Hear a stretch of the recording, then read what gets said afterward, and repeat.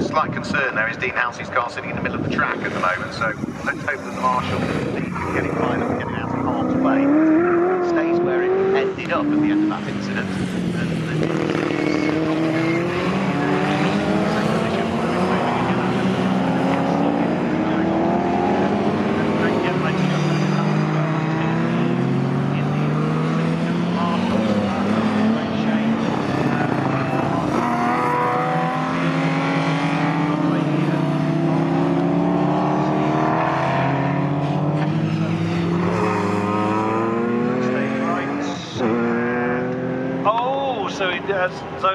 Something happened there. Yeah. That's not a mistake from Dave Bailey, because you'd have to be on the brakes at that point. It just looked as though he wasn't. He was lucky not to cannon into the side of Bill Watt as well, but yeah, Dean Halsey, absolutely innocent there. Yeah, completely, and that had gone wrong, like you say, very much, way before they got down to Agostini. Steve Pickering in the Sunbeam Tiger, 4.9 litre V8, snarling away. There's the Camaro, Raymond Barrow, that is making through now. Oh, and a spin for the McDonald Frost car, the Triumph TR6 facing the wrong way. Yeah, that's David McDonald, the car's owner, that had the spin there. So he will recover and will get things going again.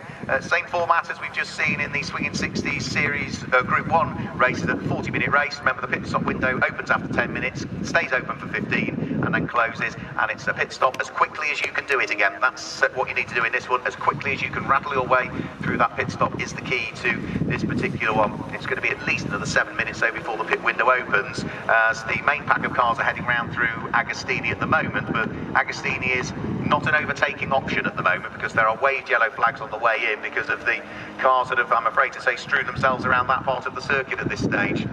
Malcolm Johnson at the wheel of his little Lotus Europa, who's won races in Group 2 in the past, is doing a good job, isn't he, of hanging on to second place at the moment. He's heading out of Oggies up towards Williams. He's got Steve Hodges with the Lotus 7 ahead of him, but he's under pressure from the TVR that's behind him at the moment, which is going to be the Jeff Taylor-driven car at this stage of the race. That's a hard beast to keep behind you. The Lotus Europa, as powerful as it is only a 1.7 engine. Oh, look at Steve Pickering, have a look at the inside line. That would have been a very big luck.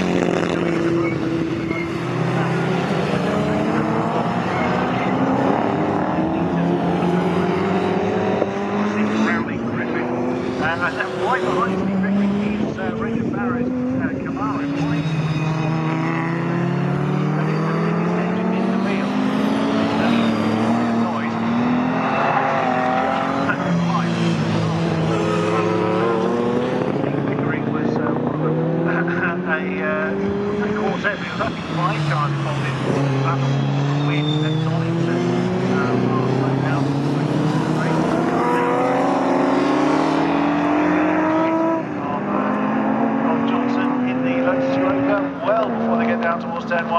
But you know that the smaller, lighter Lotus is going to do what it can to regain that spot from the powerful but heavy TVR Griffith. Yeah, so we'll see as to whether he might be able to, through the twiddly parts of the circuit, try and work his way back through and ahead. The big Camaro, which is Ray Barrow, under pressure from John Wolfe at the wheel of the number 13 TVR Tuscan. I had a quick chat to John earlier on after qualifying, and he did say, wow, that car has now got some serious power. He said the difficulty is now you just can't drive it. It's got too much power. What they'd almost done was create a toggle switch out of the throttle, I think, and that's been the problem. Here comes Stephen Pickering up the inside of Malcolm Johnson's Lotus Europa. He's snuck his way through, heading in towards Agostini. So the Sunbeam Tiger is now up into 4th position. Down to 5th goes the 1.7 litre Lotus Europa of Malcolm Johnson. After that, it's Ray Barrow fighting away with John Wolfe. The big Chevrolet Camaro fighting away with the 5 litre V8 TVR Tuscan. And all of this whilst Oliver Rubens just sort of disappearing up the road. We've only completed 2 laps. Lead advantage after 2 laps, 18.5 seconds. And fastest lap by 9 seconds. Truth alive. Well, I mean, essentially we can ignore the fact that Ruben is out there because we won't see very much of him. It was a beautiful noise.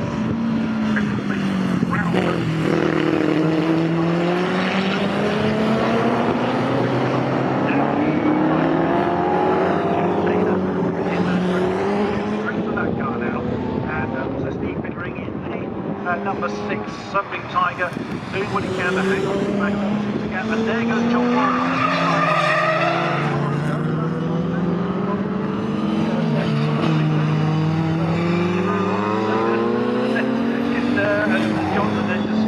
You know what, I'm not going to pretend it.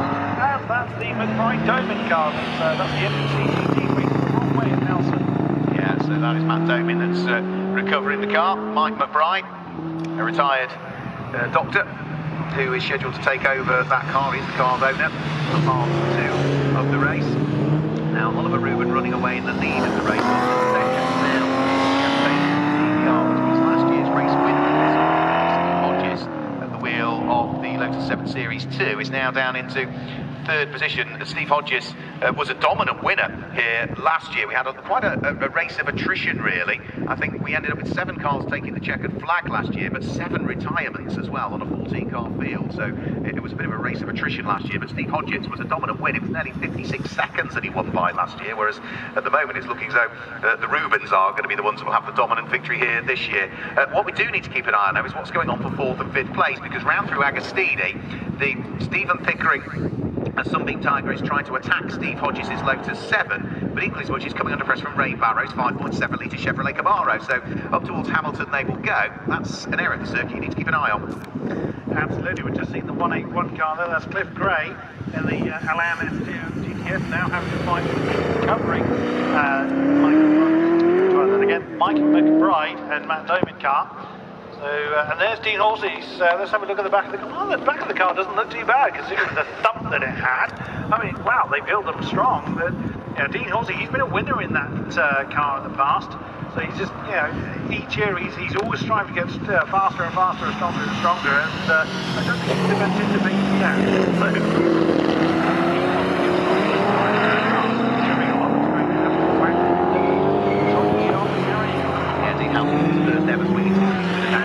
Last year, he almost didn't make it here either. He's had terrible problems with the diff and the gearbox in that Datsun, and it was nip and tuck stuff as to whether he'd even make it here this weekend. And even in qualifying, there were a few problems.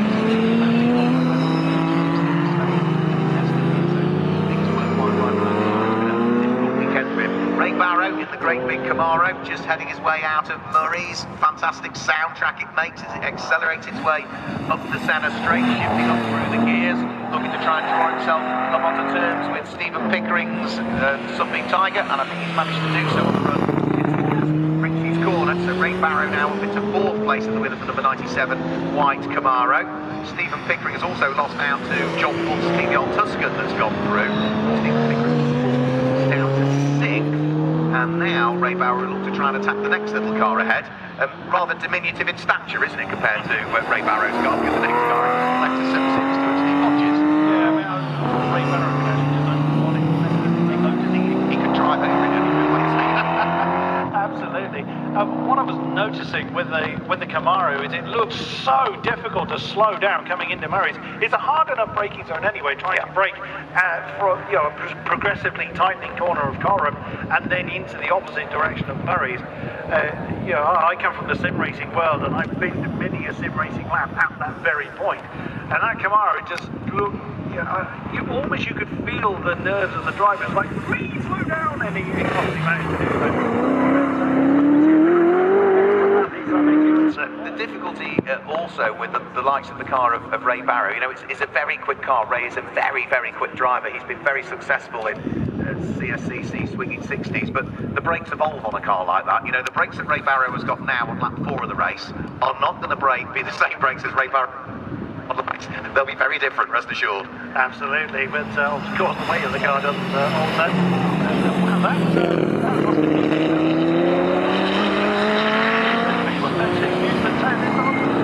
yeah, I think you would say it's driving a Healy like a Healy should be driven, if you ask me. Garmin was very successful in racing, hugely successful in rallying as well, was the Austin Healy. And the only way to drive a big Healy is exactly like that. Remember, he is on the Dunlop historic tyre as well, because we saw him out in the Classic K. So it's a tyre that doesn't give a great deal of grip. But when you've got lots of power, and you've got more power, you've got grip, you get things like that, don't you? A sideways moment coming out of Williams. It is wonderful to watch. Absolutely, it is. It's probably good fun to control and drive. as long as the car behaves itself. There is Dean Halsey. Wow, you wouldn't know that he was spun round on the opening laps. He now chases after Bill Watts at the airline pilot. He comes to the start finish line. The pit lane now open. There the visitor. One Cohen. Short stop for him. Straight back out of. He'll have to wait and see who else will get diving for the pit lane. So here's the first taker. Stephen Pickering is in now. So I think the Sunbeam Tiger is in this time through. We've seen a few Sunbeam Alpines racing in Group 1 in the past, but the regular Tiger that we see is that of Stephen Pickering, who was also made everybody. As for the race leader, just to give you an update, you can see that it is a substantive, almost 30-second lead now. The rest of the field. Stephen Pickering is in the pit lane. He is getting out of the car though, and they are lifting the bonnet of it, which suggests the tool is not welded to the V8 engine machine. There is no obvious signs of anything there, but there are concerned looks from the mechanics who are playing around with. It must be a brave thing to do, to reach into a burning hot engine with just your bare hands. But I'm going to head to the pit lane and see who I can coerce into having a chat. Yeah, just bide your time with Stephen Pickering, but there was a shrug of the shoulders from him, which suggests that he's sort of all right with it. He's been around racing long enough, Steve, to know that sometimes it's another wiggling the steering wheel. Something quite inside the steering wheel. So also the wheel underneath now. That car will not have power steering regulations. Anyway, I'm sure.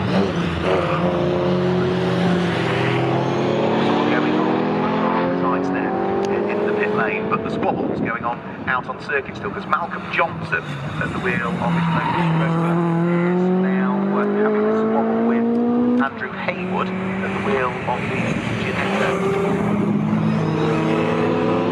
Sixth at the beginning of the lap, eighth at the beginning of the lap. So what's happened to the 74 car, Dave Roberts, who should be in between the two? We'll have to wait and see when he comes over the start-finish line as to whether Dave Roberts has overtaken Malcolm Johnson or whether he's fallen back behind Andrew Haywood. Let's have a quick look. The answer is he's overtaken. Right, so yeah, up to sixth goes the car of Dave Roberts. Seventh goes Andrew Haywood. Johnson dives from pit lane at the end of the lap. Now, progress is being made here by number 13, John Wolfe. Now, the white TBR Tuscan heading up towards Palmer with almost light Martini strike down the centre of it is now up into second position. Up to third, therefore, comes the number 61 TBR, which is Jeff Taylor. And fourth now is Steve Hodges, last year's race winner with the Lotus 7 Series 2, whilst Malcolm Johnson finishes off his pit stop down there in the pit lane area. Not the easiest thing to clamber in and out of a Lotus Europa, so it's a slightly longer stop for Malcolm Johnson than others. Seatbelts are done. Lotus Europa makes its way out onto circuit now, whilst work still continues down there in the pit lane with Stephen Pickering. Big Tiger, I'm afraid to say. Now Steve Hodges, number 43, right on the coattails of the Griffiths 200 of Jeff's Turner, works his way through and past on the exit of Williams, whilst the overall race leader, fantastic noise it makes, this 4.7 litre Oliver Rubin driven.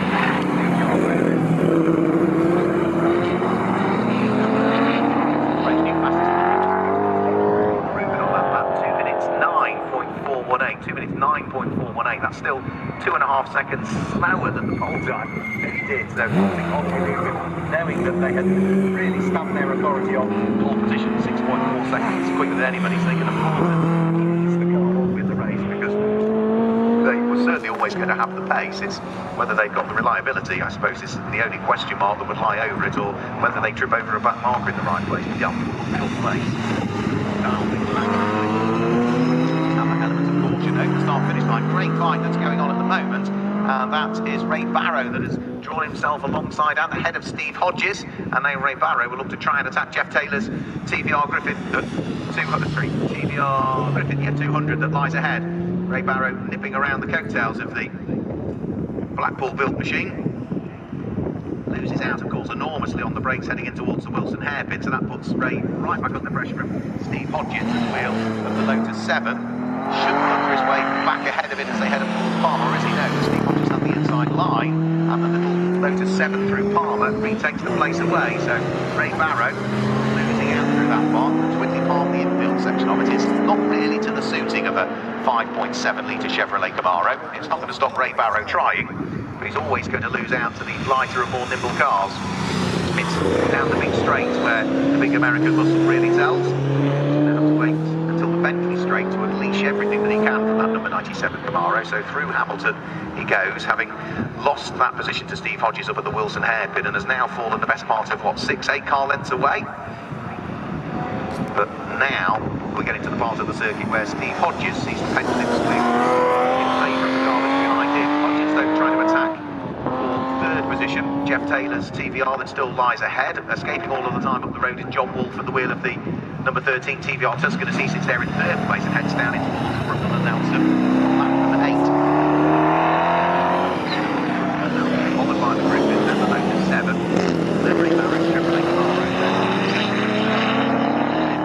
Not that particularly far away from each other. Out to the right-hander.